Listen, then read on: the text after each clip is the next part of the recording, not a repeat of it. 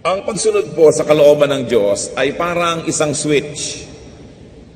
Oras sa sumunod tayo sa kanyang kalooban, we put in motion an unstoppable process. At yan po yung process that leads to blessings. Obedience to God starts a wonderful process that leads to good things, to good results, very especially to blessings.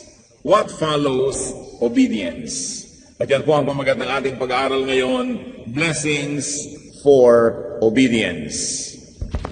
Sa Deuteronomy 28 verses 1 to 2, si Moses po ay nagbibigay ng kanyang mga pahayag sa mga tao. If you fully obey the Lord your God and carefully follow all His commands I give you today, the Lord your God will set you high above all the nations on earth. All these blessings will come upon you and accompany you if you obey the Lord your God. So dito po sa sinabi ni Moses na bilin niya sa buong bayan, it shows the way to blessedness. And that is full and careful obedience. To how many? To all of God's commands. At sinabi po niya dito, blessedness is now being equated with being set high above all the nations. Sabi, pag sinunod nyo ang lahat ng ipinag-uutos ko, kayo iaangat ko at itataas, mas mataas sa anumang mga bayan.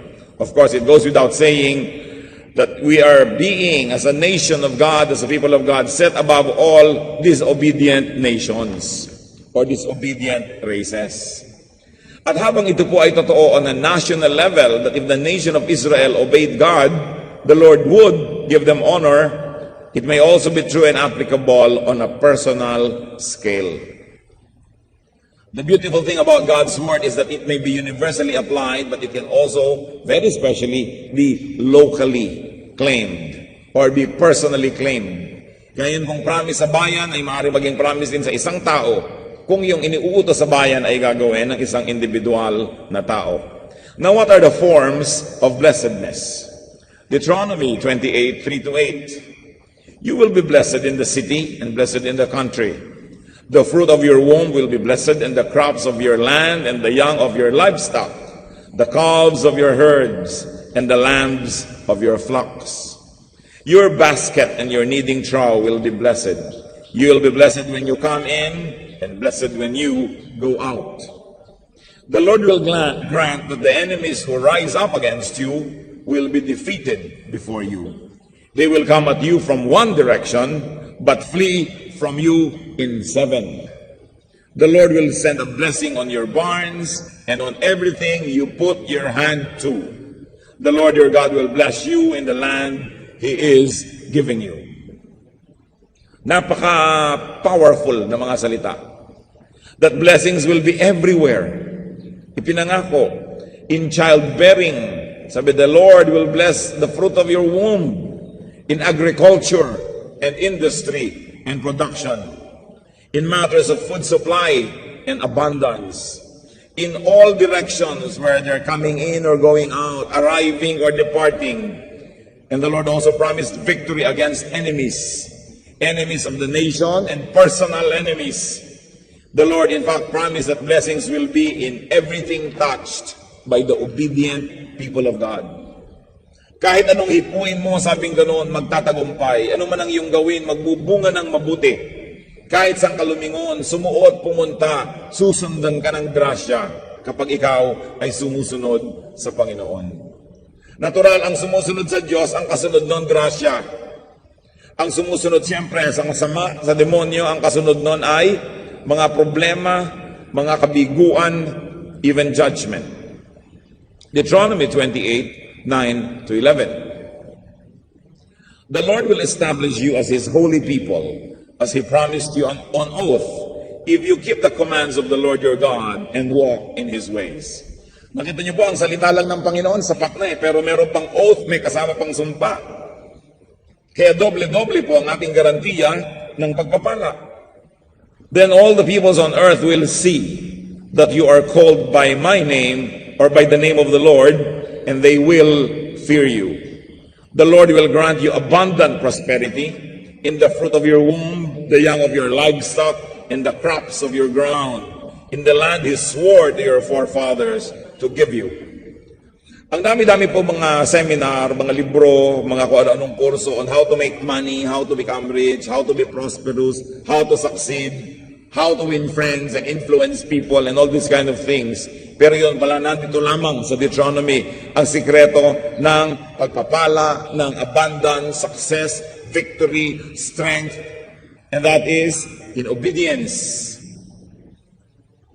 That when you obey God, the Lord guarantees that you will have success.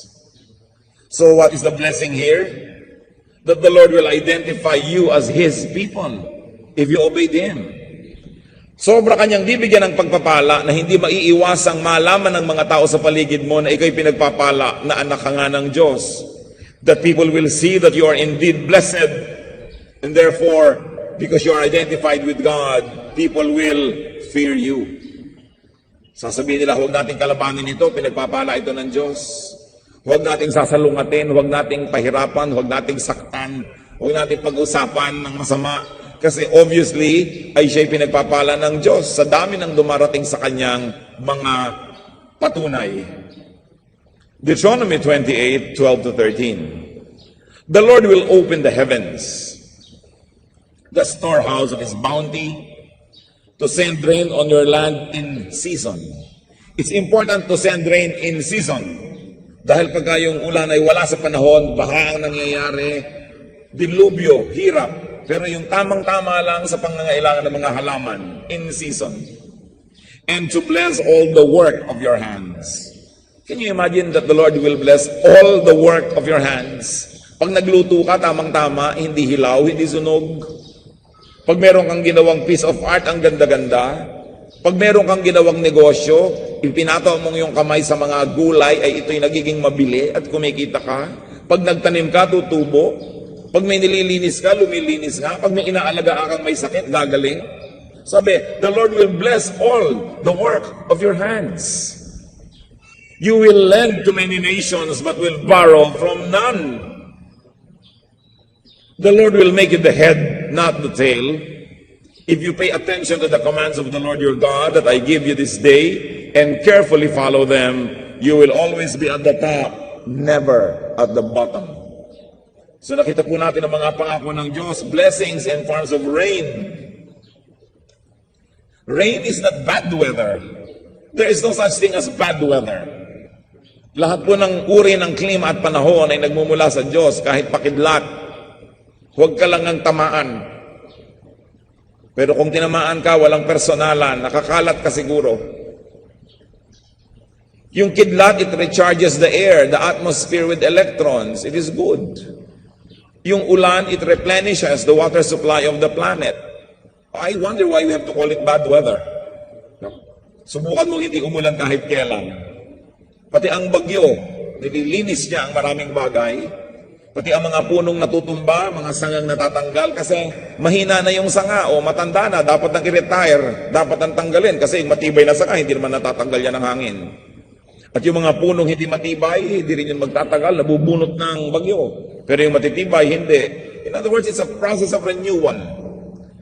So there will be rain and there will be bounty. But very importantly, napansin nyo ba? Sabi, pag sumusunod ka sa Diyos, you will lend but not borrow. Pag masunurin ka sa lahat ng ipinag-uutos sa'yo ng Diyos, ikaw ang magpapautang, hindi ikaw ang nangungutang. Ikaw ang magbibigay, hindi ikaw ang binibigyan. Sabi, you will be the head, not the tail. Ikaw yung ulo, hindi buntot. And you will be at the top, never at the bottom. This is what God gives to people who obey Him fully and carefully. Kasi magtataka tayo, sumusunod naman ako sa Diyos, bakit ako ang kailangan mutang? Kaya magandang reviewin natin. Ipinangako, if you obey me fully and carefully, you will be the lender, not the borrower. Kaya nakita nyo rin yung bansang Israel for a long, long time ay kilala yan na nagpapautang. Kaya naiingit ang maraming tao sa kanila. Kaya nung panahon ni Hitler, ang mga Hudyo ay kanilang nilapastangan at ginawa ng masama at pati mga gintong ngipin ng mga Hudyo ay kinukuha nila. Sapagkat kaya maraming kayamanang naipon because they have become the lenders, not the borrowers. Kahit hanggang ngayon, ang ekonomiya ng New York and up to a point, ekonomiya ng Amerika ay halos controlled ng mga Jewish people. Kaya maraming naiinggit sa kanila. May sinusunod siguro silang tama. Kaya sa buhay natin, tingnan natin. That is the condition to blessedness, is careful and faithful obedience to God. Anong ibig sabihin ng careful? Hindi ka lang basta nag-o-obey. Maingat ang pagsunod mo. Pati ang yung mga pamamaraan sa mga ipinapagawa sa iyo ng Diyos ay maka-Diyos din. Kasi alangan mang sasabihin mo, may leading ako ng Panginoon, may ipinapagawa sa akin. Pero yung inyong technique, yung inyong process and procedure ay ungodly. That you have to borrow tools from Satan to do the biddings of God. Di hindi careful obedience yun. At kailangan faithful obedience. So abundance, victory, and honor are not in human might. Hindi nadadaan sa pagalingan, hindi nadadaan sa talino, hindi nadadaan sa teknik, hindi nadadaan sa pagalingan, not in power, not in schemes, but in God's pleasure. Kung gusto kang kalugdan ng Diyos at kinalulugdan ka, hindi mahirap sa Kanya at ipinapangako pa Niya na ibibigay Niya ang kasaganaan, tagumpay, karangalan. Pero ano man ang pagsisikap natin, kung hindi yan ibibigay ng Diyos, walang mangyayari. Kung gusto kang pagpalain ng Diyos, walang makakapigil. Pero kung ayaw kang pagpalain, walang makakapilit. Kaya hindi dapat tayo na gumagawa ng mga bagay na kahit na masama na, kahit na mali na, unethical na, para lamang magawa ang gusto nating gawin. Pinipilit masyado. Kumisan sa kahit sa gawain ng Panginoon, napipilit na. Pinipilit magkaroon ng ganitong ministry kung hindi naman gano'n ang calling. O kaya gano'n nga ang calling pero yung pamamaraan naman, very questionable. Hindi pa rin pagpapalain. Sapagkat ang Panginoon, ang una niyang hinahanap sa puso ng tao, yung pagiging masunurin sa kanyang mga ipinag-uutos. At wala naman tayong maililihim. Gaano ba kahirap sa Diyos na tayo'y paunlarin at bigyan ng kasaganaan? Hindi naman niya ipaghihirap. Bigyan ka man niya ng santambak na perlas, inilipat lang niya mula sa pusod ng dagat, patungo sa tenga mo o sa hikaw mo o kung saan man. Hindi pa rin siya nawalan, nasa planeta pa rin yun. Tambakan ka naman niya ng ginto, hindi pa rin siya nawalan dahil lumipat lang yun ng lugar.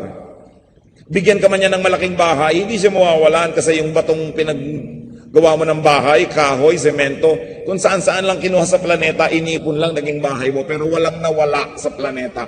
Walang nawawala sa Diyos pag binibigyan tayo. Kaya hindi mahirap sa Kanya yon.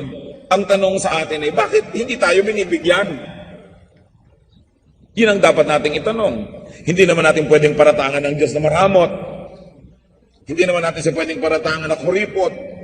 O kaya, hindi makatarungan, o kaya hindi mabait, hindi mabuti. So dapat ang siyasatin natin ang sarili nating buhay. At punong-puno pa naman ng mga pangako at instructions sa Bible kung paano sasagana, paano bubuti ang buhay. Yun lang pala, obey God. But to obey carefully and to obey faithfully, which means that you have to know the Word of God. Where else will you get instructions? Anong susundin natin kung hindi mga nakasulat na iniuutos ng Diyos? Yung kanyang mga ipinapagawa, itinatagubilin, ipinapaalala.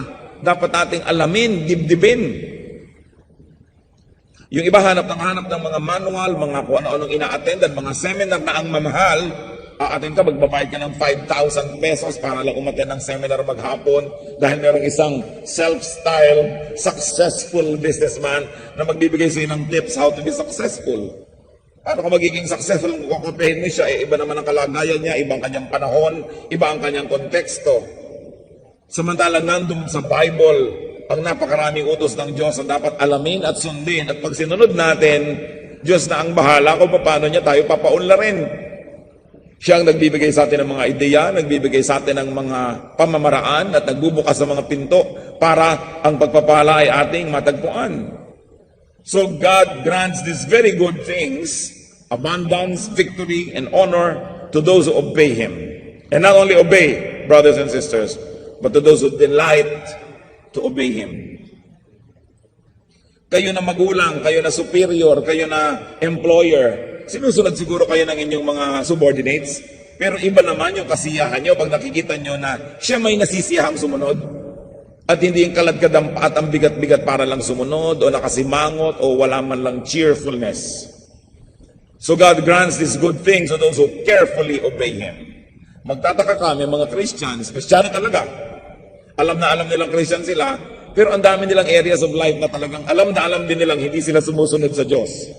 Pagkatapos nagtataka pa sila kung bakit hindi sila napagpapala. Anong nakakataka doon?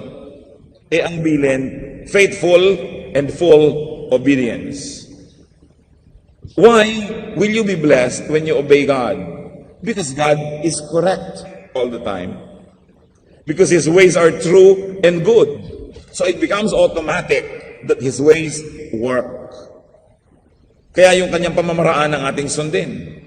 Sa Zechariah 4:6, so He said to me, this is the word of the Lord to Zerubbabel. Not by might, nor by power, but by my Spirit, says the Lord Almighty. Hindi galing, hindi talino, hindi lakas, hindi strategy ang magbibigay ng tagumpay. Ang magbibigay ng tagumpay, ang Espiritu ng Diyos. Kaya kahit meron tayong ginagawang mabuting bagay, kung minsan hindi nagtatagumpay, kasi yung methods natin, yung pamamaraan, hindi mabuti. Kung mabuti ang ginagawa, dapat mabuti rin ang pamamaraan. Psalm 73 verse 26, my flesh and my heart may fail, but God is the strength of my heart and my portion forever. Kahit bumigay na't hindi kayanin ng aking katawan, ng lakas, ng what is physical in me, it is the Spirit of the Lord that will enable me. Interestingly, God even channels the production of sinners into the hands of those who please Him. Yung mga lumalabag sa kalooban ng Diyos, gumagawa ng mali, tapos parang nagtatagumpay, nakakaipon, yumayaman, nagiging sikat, yun pala, may bawi rin yun. Ecclesiastes 2:26. To the man who pleases Him, God gives wisdom, knowledge, and happiness. But to the sinner, He gives the task of gathering and storing up wealth to hand it over to the one who pleases God. Ganun pala. Ang premyo ng Diyos sa taong nakalulugod sa Kanya, karunungan.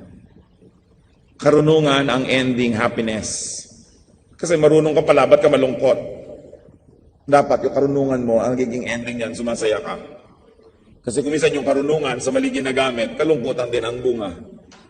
Sabi at sige, hinahayaan lang niya na sobrang magsikap yung mga makasalanan, mag-ipon ng mag-ipon, pero ang gagawin din ng Panginoon, lahat ng inipon ng taong yon, ibibigay niya dun sa nakakalugod sa Kanya. To obey God. Ang daming forms of obedience. Katulad halimbawa, itong sinasabi sa Ecclesiastes, kung naging very disobedient ka to God, nabuhay ka ng masama, marami kang inipon, tapos ngayon kinakausap ka ng Diyos, huwag yung inipon mo, ibigay mo dyan sa katabi mo. Kasi yung katabi mo is pleasing to me, ibigay mo sa Kanya.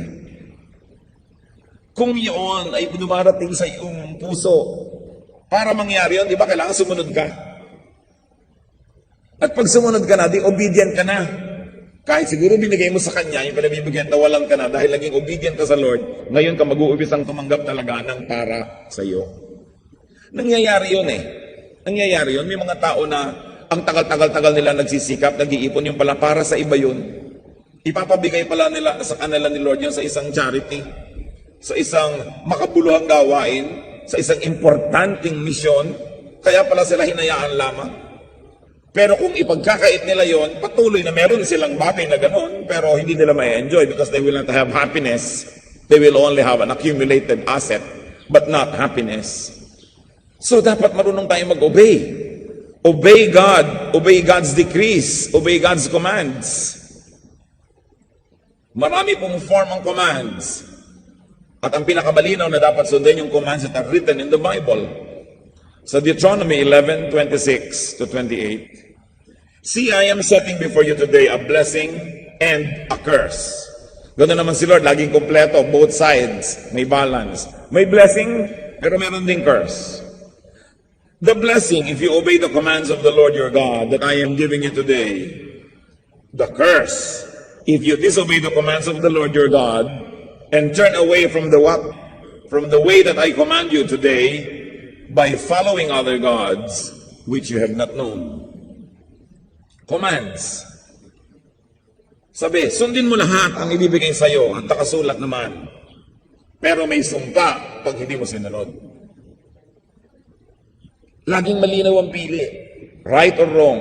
Obey or disobey. Ganun lang. Blessing or curse. Now, commands also may include the unwritten prodding and leading, though they may seem unpopular, disadvantageous, impractical, sometimes impossible to achieve. May mga inuutos ang Diyos na nakasulat, malinaw.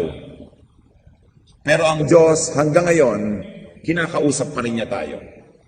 At nagbibigay pa rin siya sa atin ng mga utos, instructions that are very personal that may not be written in the Bible. Kailangan sensitive din tayo sa ganong mga utos. Halimbawa, hindi mo naman makikita sa Bible na makipagkasundo ka na kay ganitong pangalan, pero binibigay sa ngayon ng Holy Spirit, makipagkasundo ka na. Tapos ayaw mong sundin, then you become disobedient. Sinasabi sa iyo, kumanta ka na dito sa choir, gawin mong ministry ito. O kaya, tigilan mo na yung paninigarilyo na yan. O kaya, putulin mo na ang kaugnayan mo dyan sa negosyo na yan na napapahamak ang iyong kaluluwa, bagamat tumataba ang iyong bulsa. O kaya sinasabi, ito gawin mo, ito huwag mong gawin. Very personal, you will not find it in Scripture. But the Holy Spirit speaks to us. The question is, do we obey? Do we obey God or do we obey ourselves and other people? Sa Acts 5:28-29, nung hinuli, inaresto ang mga lingkod ng Diyos sa Jerusalem dahil turo ng turo, sabi sa kanila ng authorities, we gave you strict orders not to teach in this name, meaning the name of Jesus. Yet you have filled Jerusalem with your teaching and are determined to make us guilty of this man's blood. Peter and the other apostles replied, we must obey God rather than men. Dumadating po ba tayo mga kapatid dun sa mga sandali na talagang malinaw na malinaw, pumipili tayo kung ang susundin ay Diyos o tao at sumusunod ba tayo sa Diyos? Yung ganun pagsunod. 1 Kings 22:13-14. The messenger who had gone to summon Micaiah said to him, look, as one man, the other prophets are predicting success for the king. Let your word agree with theirs and speak favorably. But Micaiah said, as surely as the Lord lives, I can tell him only what the Lord tells me. Ano po itong nangyayari dito? Ito pong very ungodly king, pinaligiran ng mga propeta. At ano po ang ipinoprophesy ng mga propeta sa hari na ito? Yung kabaligtaran. Lahat sila nag-uuna-unahang magbigay ng magandang word doon sa king. Magtatagampay po kayo sa gyera. Sige po, pumunta kayo sa gyera. Mananalo kayo. I can see that you will win. O king, God will give you victory. Lahat ng mga prophets na yon, ang sinasabi sa king, bola, hindi totoo. Yung kasi ang gustong marinig ng king Itong kaisa-isang propeta, si Micaiah, sabi niya, hindi ko pwedeng sabihin yan kasi hindi yan ang nadidinig ko sa Diyos Kaya pumunta sa kanya yung mga kapol ng hari at sinabi, ano ka ba, lahat na ng propeta, nando na sa palasyo, pronouncing blessing and prophesying for the king. Sumama ka, makiisa ka doon. Sabi niya, no, I cannot do that. I can only tell him what the Lord tells me. And if you're interested to know what happened to this story, this king went into destruction and he was killed because he received wrong prophecy.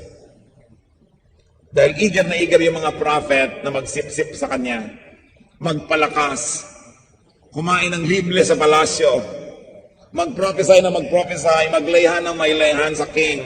Hindi naman yun ang gusto ng Diyos. Kahit isa lang yung nanindigan, yung sinabi pa rin niya ang natupad. hindi pinagpala ang haring ito.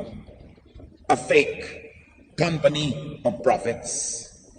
Pero nanindigan ito, can you imagine, mga kawal nandyan, tapos yung king, tuwang-tuwa na siya sa mga prophecy ng lahat, ikaw ngayon itong killjoy, sabi mo, hindi po yan ang nakikita ko eh. Mapapahama kayo. It is very unpopular. Your life could be threatened, but will you obey the prodding of the Spirit in your heart? And what is the secret of being debt-free? Of being the lender? Obedience pa rin. Nandun pala yung lihim para tayo mahahango sa utang.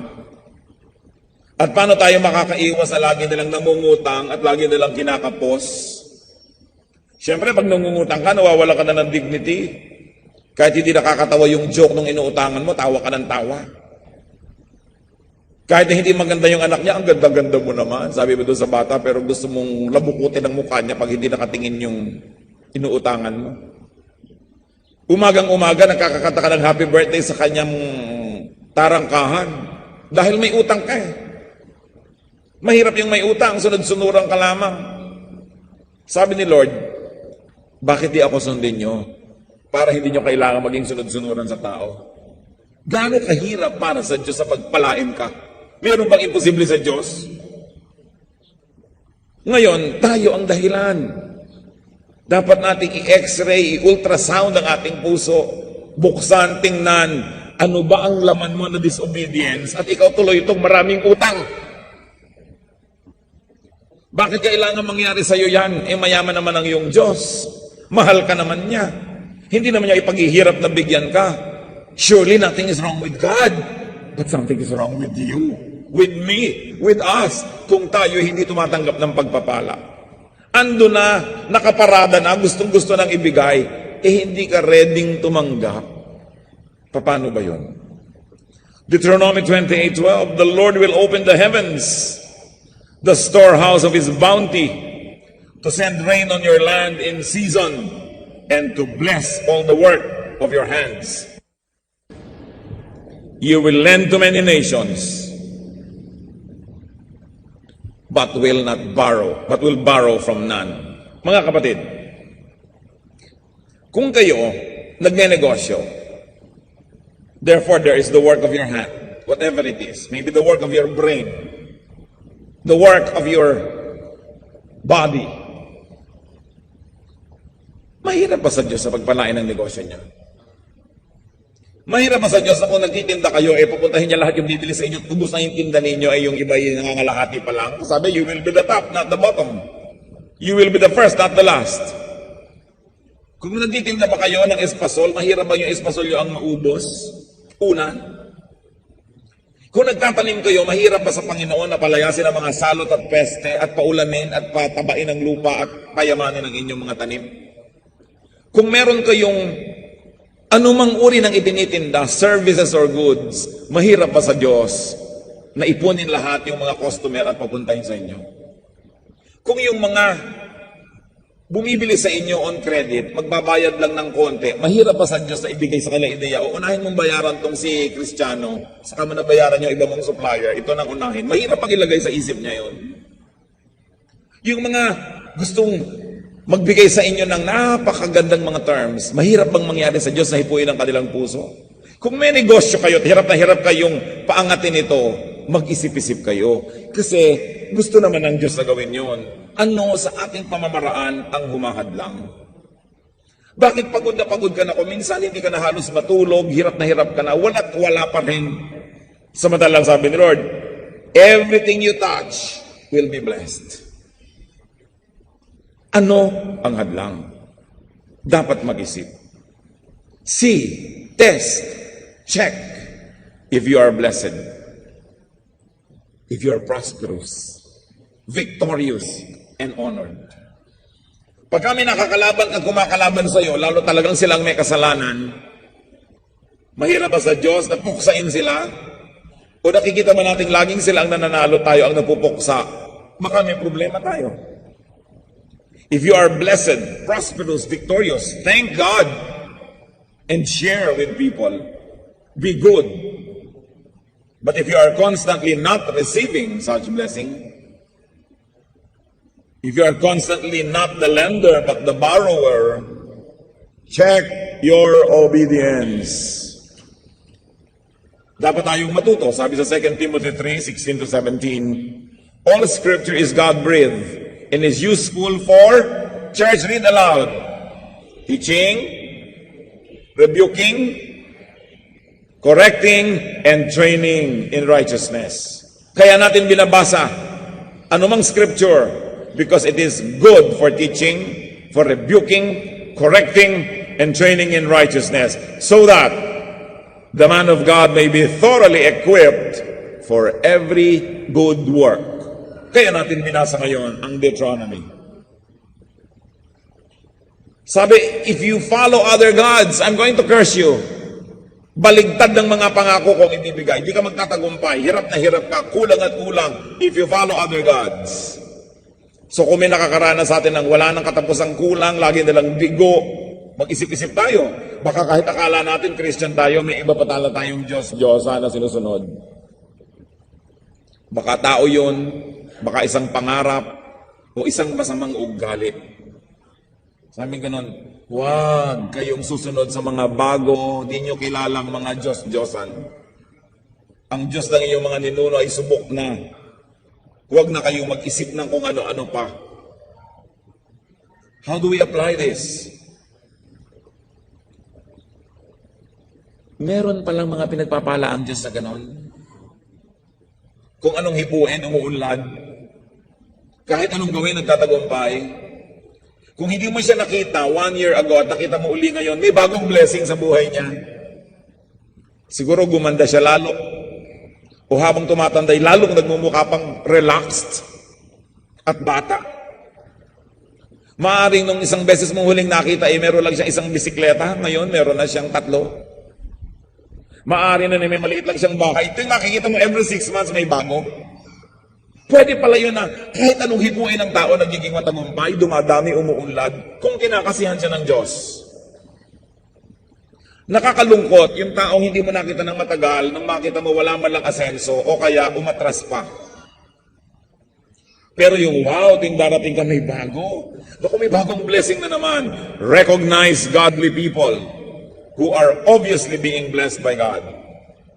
Kasi hindi maaaring mangyari sa isang tao yung tuloy-tuloy na pag-asenso at siya'y makadiyos, na hindi galing yun sa Diyos. Dapat galing yun sa Diyos. Ngayon, may tuloy-tuloy na umaasenso materially, pero ungodly. Hindi yun ang pinag-uusapan natin. Ang pinag-uusapan natin yung alam mo naman, by all measure and by all count and by what you humanly can possibly know, alam mo godly ito, tapos patuloy yung pag-asenso, pagdami ng mga blessing, umuulan sa kanyang mga tanim, ang hipuin niya nagtatagumpay, pinaparami ng Diyos ang kanyang kayamanan, at yung mga nag-ipon pa ng matagal sa kanya pa binibigay. Aba, you should recognize such people because they are blessed by God. And what do? Huwag niyo silang kainggitan. Huwag niyo silang kalabanin o hadlangan. Align with them. Makikampi kayo, sumama kayo. Abay, nauulan na nito, tumabi-tabi ka para ka maambunan. Avoid the company of the miserable. Avoid the company of the cursed. Kasi madadamay kayo. Kung tayo po'y makikitungo sa mga miserable, sa mga sobrang kapos na kapos, sa hirap na hirap, tiyakin nyo na nagpupunta lang kayo doon to minister, to help, to lift them up a little bit. Pero huwag kayong makipagyakapan, makipagmabutihan, makipagkaibigan dahil hihilahin nila kayo pababa. Dahil may sumpa ang kanilang sambahayan, madadamay kayo. So anong gagawin nyo doon sa mga nakikita nyo pinagpapala? Sumama kayo doon. Dahil pinagpapala yun eh. Bless them too. And you know what you should do? Invest in them. Invest with them. Nakikita nyo, lahat ng itanim sa lupang ito, tumutubo, namumunga, doon kayo magtanim. Hindi nakita nyo nang walang kabunga-bunga, walang katubo-tubo, may mga bungang papayat at liliit. Tapos doon pa rin kayo magtatanim, doon kayo mag-i-invest, di sayang ang investment nyo. Kahit nga sinong magsasaka or farmer, lalo't big-time farmer, bago siya magtanim, kukuha muna ng soil analysts Preferably, graduate sa UP Los Baños o sa Nueva Ecija colleges ng mga agriculture at kung ano-ano pa. Kasi kailangan malaman mo yung soil. Is it a rich soil? And if it's rich, that's where you plant. People of God, where do you invest? Of course, you invest in ministries that have fruits. Talaga naman mag-invest kayo na mag-invest sa parang naglalagay kayo ng tubig sa balding butas. Kahit anong ilagay nyo, kahit anong invest nyo, wala namang nangyayari, wala namang bunga. Ba't nyo sasayangin ng inyong investment? So, you align with those who are blessed by God. Huwag na huwag mainggit dahil pag kinalaban nyo, ang Diyos ang makakalaban nyo. Kitang-kita nyo na palang binebless, kakalabanin nyo pa. Ano kayo, naghahanap ng sakit ng katawan? Anong sabi sa Genesis 12:3 ng Panginoon sa kanyang mga pinagpapala? I will bless those who bless you.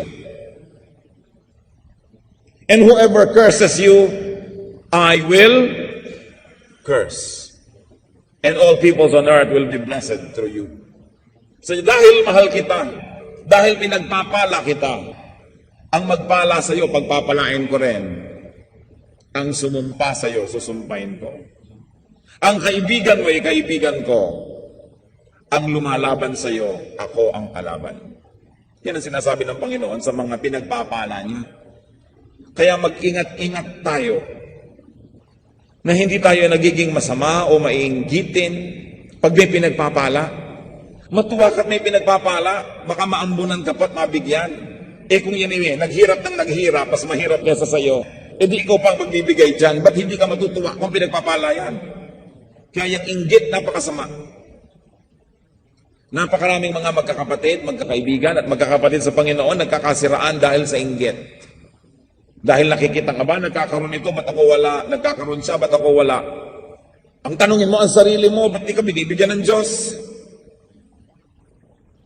Pagkatapos, sisirain pa. Sabi, remember, those who curse you, I will curse. Mag-ingat-ingat tayo sa ating mga salita, sa ating pagbibitaw ng mga criticism. Dahil baka ginagawa natin yon sa pinagpapala ng Diyos, ang mangyayari, tatalbog yun sa kanila at didikit sa inyo. Mag-ingat. Matthew 13:3-9, ang galing talaga ni Lord na agriculturist. Then the Lord told them many things in parables, saying, a farmer went out to sow his seed. As he was scattering the seed, some fell along the path, and the birds came and ate it up. Some fell on rocky places where it did not have much soil. It sprang up quickly because the soil was shallow. But when the sun came up, the plants were scorched and they withered because they had no root. The other seed fell among the thorns, which grew up and choked the plants. Still other seed fell on good soil. Will it produce a crop? 100, 60, or 30 times what was sown. And, church read, he who has ears, let him hear. Sabi ni Lord, may seed na nalagay doon sa babato, walang nangyari. Doon sa landas, walang nangyari. Doon sa madawag, walang nangyari. Pero yung nalagay sa matanim magandang lupa, nagbunga ng higit lalong marami kaysa doon sa itinanim. Sabi, let him who has ears hear. Ibig sabihin, dapat yung malaman kung anong mensahe nito. Anong mensahe? Magtanim sa matabang lupa. Meron naman daw na parang nagtanim lang doon sa shallow, tumubo agad, pero namatay din. So huwag kang mai-impress sa bigla-biglang parang tumutubo lang. Dapat tinitingnan mo, track record. Kung gusto mong bumili ng isang bukid, hindi mo lang titingnan kung ano yung ani last year. Sabi mo, ano bang ani niyan in the last 10 years? Ano ba yung ani niyan in the last 20 years? Patuloy ba? Consistently umaani? Kasi kung talagang mahusay na bukid yan, maraming aanihin yan. You cannot keep a good man down. Kahit yung mga employers, may nag-a-apply sa inyo, titingnan mo, anong nangyari sa iyo the last 5 years? Anong nangyari sa iyo the last 10 years? Anong mga bunga mo the last 15 or 20 years? At pag sinabi niyang, hindi po ako namunga last 5 years, last 10 years, kasi po maraming problema, maraming balakid, bla bla bla, ang dami niyang katsang-katsang, ang ending pa rin, hindi siya namunga. Huwag kang maniwala na mumunga siya because history repeats itself. The best way to know a person is not to ask what his plans and dreams are, what his promises are. Walang kwenta yun. The best way to know a person is to ask about his past. Anong ginawa mo the last 5 years sa kabila ng hadlang na sinasabi mo, sa kabila ng mga balakid, may bunga ka ba? Kasi kung wala, wala ka talagang bunga. The years before that, kaya pati yung mga mag-aasawa, hindi nyo lang tinitingnan kung anong pangako sa inyo na paraiso. Titingnan nyo rin yung history niya. Because history has a funny way and a mysterious way of repeating itself. Kaya huwag kayong magpapadala sa mga magagandang salita at pangako. Titingnan nyo, mabunga ba? Ano ang track record? It is important. Kaya yung mga nasiswindle, papangako ako yung pera mo magiging ganito karami, magiging ganong karami. Titingnan mo yung nangangako. Teka, the last 5 years, anong ginagawa mo sa buhay? Paano ka biglang nagkapera? Baka ngayon nai-impress ka dahil may mga kotse siya, maganda yung bahay sa muwa, maasenso. Yung pala last 6 months or last 12 months lang niya na-acquire. So anong ginagawa niya? Hocus-pocus, bakit siya biglang yumaman? Baka dahil may mga gamit tulad ng mga taong madaling madaya. So titignan mo yung history. It's important. Sabi niya, he who has ears, let him hear. So recognize, invest, and plant only on good soil. Could you be throwing your lot with people who are not blessed? Could you be planting on poor and bad soil? Ang sabi ni Lord, you will know them by their fruits. Remember that. No amount of excuse, no amount of reasoning can compensate for lack of good fruit. Nakita ninyo, si Jose Rizal, kahit nakulong, doon pa nga siya patuloy na nagsulat. Ang natapon siya sa dapitan, anong ginawa niya doon? Gumawa ng mga water system, irrigation, nagturo ng mga bata ng alpabeto, tinuruan niya ng hygiene, nag-community service siya, community lighting. Hindi mo pwedeng sabihin, wala akong nagawa the last 5 years, kasi hindi ako binigyan ng pagkakataon, kasi sinakal ako, kasi ikinulong ako, kasi ganito, kasi ganon. These are just excuses. Because if you're really good, no matter where people put you, no matter what obstacles they give you, you will bear fruits. Tamo, kahit saan ilagay yung mahuhusay na tao, nakaka-produce dahil mahusay. Ngayon, kung puro ka excuses, hindi siguro totoo yun. Sayang naman pag naniwala ako sa'yo. Sayang naman pag sumali ako at bumakas sa'yo, baka cursed ka pa, madamay ngayon ako. And remember that when you see a person being blessed by God, do not envy. Do not destroy that person. Do not even oppose. Alam niyo yung may momentum, hindi mo binabangga. Yung mabilis na kotse, babanggain mo, talsika, kasi mas mabilis siya sa'yo. May momentum siya. Basta may momentum, merong speed, dumabitabi ka. And even people in the ministry, pag may momentum, pag nakita mo bine-bless at merong energy surging forward, huwag mong harangan, masasagasaan ka lang. But help, join, because you will find yourself joining in a blessed endeavor. Very importantly, kung nakita po natin ang mga sarili natin na kulang sa mga blessing na binabanggit, mga kapatid, hindi huli ang lahat.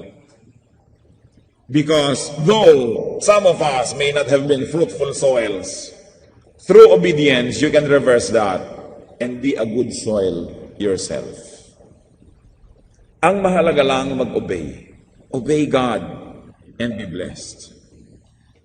Panginoon, nagpapasuri po kami sa inyo. Kami po ba'y masunurin o hindi?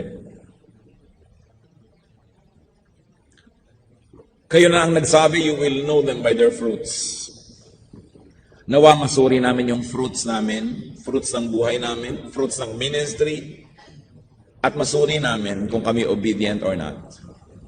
Tanggalin mo, Panginoon, ang mga takip ng mata ng ilan sa aming nabubulagan. At makita namin kung totoo nga bang obedient kami. Nawa, Lord, kung may nakikita kayo sa puso namin na disobedience, na hindi namin nakikita, ipakita niyo po ngayon. Give us eyes that see and ears that hear. Tayo ay magbulay-bulay panandalian at kung meron tayong obedience na hindi ginagawa, it's high time that we decide to obey God. Sa inyo na mga sobrang pinagpala, alam na alam niyo talagang pinagpapala kayo ng Diyos, pasalamat tayo at patuloy tayong sumunod sa Kanya, patuloy tayong maging blessing sa iba rin. At doon naman sa mga nangangailangan ng ganitong blessing, tumigil kayong kahihingi ng blessing. Ang hingi natin yung pusong bukas at makakita ng ating mga disobedience. Then begin to obey God and the blessings will automatically follow. Be with the Lord and let the Spirit have the final say.